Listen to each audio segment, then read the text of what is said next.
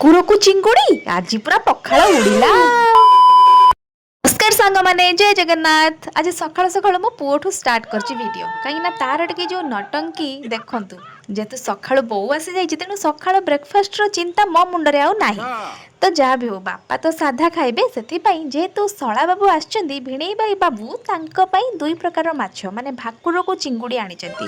ଆମେ ଚିଙ୍ଗୁଡ଼ି ଆଉ ଭାକୁର ଖାଇକି ଘୁଙ୍ଗୁଡ଼ି ମାରିବୁ ବୋଲି ଆପଣ ଭାବୁଛନ୍ତି କି? ନାଇଁ ମ, ସେମାନେ ଖାଇ ପିଇ ସାରିଲା ପରେ ଗୋଟେ ଜାଗାକୁ ଯିବେ। କୋଉଠିକି ଜାଣିଛନ୍ତି?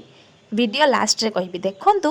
ତା ବାବା ଆଉ ମାମୁଁ ଖାଉଛନ୍ତି ବୋଲି ମାଛ, ତେଣୁ ମାଛକୁ କ'ଣ ଦରକାର, ରସୁଣକୁ କଞ୍ଚା ଲଙ୍କା ଛେଚା, ତ ସେ ନିଜେ ପ୍ରିପେୟାର କରିକି ତା ବାବା ଆଉ ମାମୁଁଙ୍କୁ ଦେଉଛି। ତ ସେମାନେ ଖାଇ ପିଇ ସାରିଲା ପରେ ବାହାରି ଗଲେ ଗୋଟେ ଜାଗାକୁ। କୋଉଠିକି ଜାଣିଛନ୍ତି? ହଁ ସାଙ୍ଗମାନେ, ବାପା ଅପରେସନ୍ ପାଇଁ ଆସିଥିଲେ ମୋ ପାଖକୁ, ମୁଁ କହୁଥିଲି ନା ଗତ ଭିଡ଼ିଓରେ। ତ ଆଜି ଥିଲା ତାଙ୍କର ଅପରେସନ୍, 2 ଦିନ ପରେ ହେବ, ଆଜି ହେବେ ଆଡ଼ମିଟ୍। ତେଣୁ ସମସ୍ତେ ଖାଇ ପିଇ ଦେଇକି ବାହାରି ଗଲେ, ଆମ ମା ପୁଅଙ୍କୁ ଏକା ଛାଡ଼ି ଦେଇକି। ରହିଲି ସାଙ୍ଗମାନେ, ଜୟ ଜଗନ୍ନାଥ, ଲଭ୍ ୟୁ ଅଲ୍।